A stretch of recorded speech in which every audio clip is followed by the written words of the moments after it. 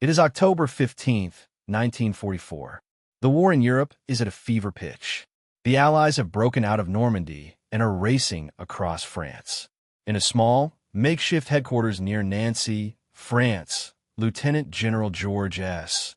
Patton, commander of the U.S. Third Army, receives a message that will echo through the annals of military history. The message is simple, but its implications are profound. Field Marshal Erwin Rommel, the legendary Desert Fox of the Afrika Korps, is dead. What Patton says next will leave his staff speechless and reveal a side of the American general few have ever seen. But to understand the weight of this moment, we must first return to the battlefields where these two titans of armored warfare first crossed paths, and to the desperate struggle that defined their rivalry. The story of Patton and Rommel is one of respect forged in the crucible of war. George S. Patton, born in 1885 in California, was a cavalryman at heart, an officer who believed in speed, shock, and relentless attack. By 1944, he commanded the U.S. Third Army, a force of over 250,000 men, 1,500 tanks, and thousands of vehicles. His reputation for aggression and discipline was legendary. Across the lines, Erwin Rommel, born in 1891 in Württemberg, Germany, had become a household name for his audacious tactics in North Africa. As commander of the Deutsches Afrika Korps, Rommel's use of the Panzer III and IV tanks, his mastery of maneuver warfare, and his ability to inspire his men had earned him the respect of friend and foe alike. Their first indirect clash came in the deserts of North Africa in 1943. Patton, newly appointed to command two corps, faced Rommel's seasoned veterans at El Getter. The Americans, battered at Kasserine Pass, were desperate for redemption. Patton's reforms, discipline, training, and a new focus on combined arms transformed his corps into a fighting force capable of standing toe-to-toe with the best the Wehrmacht had to offer. By the summer of 1944, Rommel was no longer in Africa. He had been recalled to France to oversee the Atlantic Wall, the vast network of defenses meant to repel the Allied invasion. Patton, meanwhile, was leading the Third Army in a lightning advance across France, his tanks rolling through towns and villages at a pace that stunned both the enemy and his own superiors. But the rivalry between Patton and Rommel was more than just a contest of arms.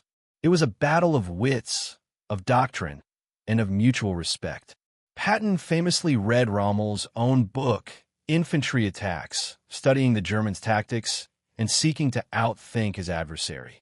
Now, in October 1944, that rivalry was about to end, not on the battlefield, but in a quiet, tragic moment far from the front lines. The autumn of 1944 was a time of uncertainty. The Allies had liberated Paris in August, but the German army was far from defeated. The Siegfried Line, a formidable series of bunkers, tank traps, and minefields, loomed ahead. The weather was turning.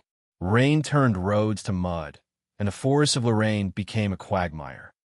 Patton's Third Army was pushing east, aiming for the fortress city of Metz. The 4th Armored Division, the 80th Infantry Division, and the 35th Infantry Division were locked in brutal combat against the German First Army. Every mile was paid for in blood. At the same time, in Germany, Erwin Rommel was fighting a different battle. Wounded in an Allied air attack on July 17, 1944, Rommel was recuperating at home. But the failed July 20th plot to assassinate Hitler had changed everything. Rommel, implicated by association, was given a grim choice: suicide or show trial that would endanger his family.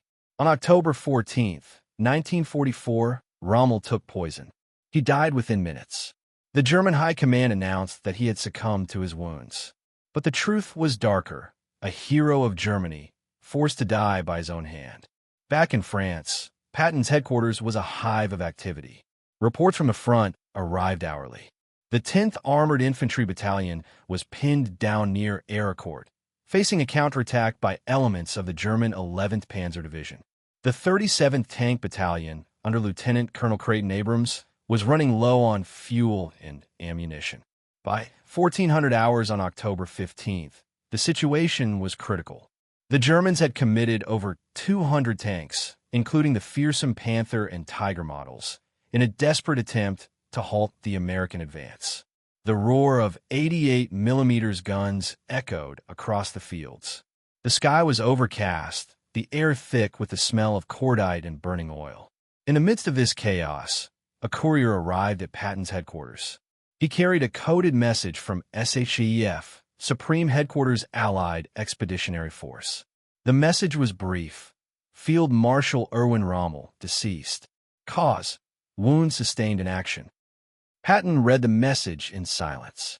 His staff watched, expecting a triumphant remark, perhaps even a joke at the expense of his old adversary. But what happened next would become legendary. For a moment, the war seemed to pause. The clatter of typewriters, the crackle of radios, the distant rumble of artillery, all faded into the background. Patton stood, the message in his hand. His face, usually animated and fierce, was unreadable. Around him, his staff, Colonel Paul Harkins, Major General Hobart Gay, and others, waited. The crisis outside was reaching its peak. The 4th Armored Division was under direct assault. German Panzer Grenadiers, supported by Jagdpanther tank destroyers, had broken through the American lines near the village of Moncourt. The 80th Infantry was taking heavy casualties, over 300 men lost in just 2 days. The weather had turned bitterly cold, with rain turning to sleet. Patton's staff expected orders, perhaps a counterattack, perhaps a withdrawal. Instead, Patton looked up, his eyes distant. He spoke quietly, almost to himself. Rommel is dead. He was a brave and skillful opponent. The world is poorer for his passing. The words hung in the air. For a moment, no one spoke. The staff, hardened by months of war, were stunned, not by the news of Rommel's death, but by Patton's reaction. Here was the man who had driven his men relentlessly, who demanded victory at any cost, now paying tribute to his greatest rival. Outside, the battle raged on. The 37th Tank Battalion, outnumbered and outgunned, was holding the line with sheer determination. Sergeant Lafayette Poole, commanding an M4A1 Sherman, knocked out 3 Panthers at 200 yards, his tank shuddering with each shot. The men of the 10th Armored Infantry dug in, their faces streaked with mud and fear. Inside the headquarters, Patton's words echoed. He was a brave and skillful opponent. It was a moment of humanity in a war that had seen too little of it. As the afternoon wore on, the crisis deepened. The Germans pressed their attack, determined to break through to Nancy and split the American lines. The 4th Armored Division was down to just 40 operational tanks. Ammunition was running low. The wounded piled up in field hospitals, their cries mingling with the distant thunder of guns. But Patton, perhaps inspired by the memory of his old adversary, refused to yield. He ordered a counterattack. The 37th Tank Battalion, supported by the 53rd Armored Infantry, launched a flanking maneuver at 1,700 hours. The ground was slick with mud, the visibility poor, but the Americans pressed on. Lieutenant Colonel Abrams led from the front, his Sherman tank weaving between burning hulks. The men followed, their spirits lifted by the audacity of the attack. For 3 brutal hours, they fought yard by yard, the enemy stubbornly resisting. Little did they know, this would be the turning point. By 2,000 hours, the German attack had stalled. The Americans had destroyed 18 enemy tanks, captured over 120 prisoners, and stabilized the line. The cost was high, over 400 American casualties, but the breakthrough had been averted. Back at headquarters, Patton received the news with a grim nod. He turned to his staff and said, Rommel would have understood. He knew what it meant to fight against impossible odds. His words were not just for his staff, but for every soldier on the line. The respect he showed for his enemy became a rallying cry, a reminder that even in war, there is honor. The battle for Lorraine would rage on for weeks. Metz would not fall until November, after some of the fiercest fighting of the campaign.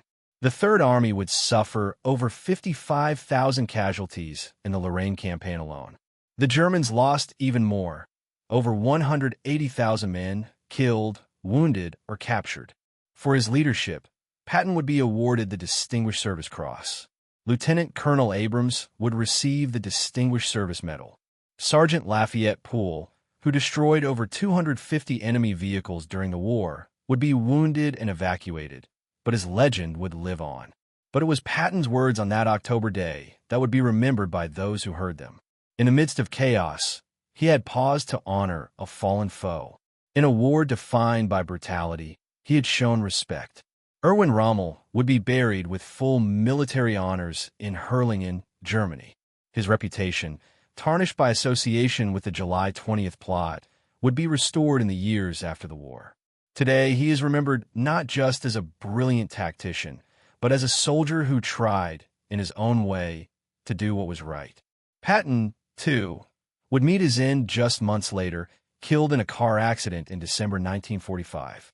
But the legacy of their rivalry and their mutual respect endures. What happened in that headquarters near Nancy was more than just a moment of reflection. It was a testament to the human spirit, to the idea that even in the darkest times, there can be light. This was just one of countless untold stories from the Second World War. Subscribe to World War II Records as we continue to bring these forgotten chapters of history back to life. Music fades out. Screen fades to black.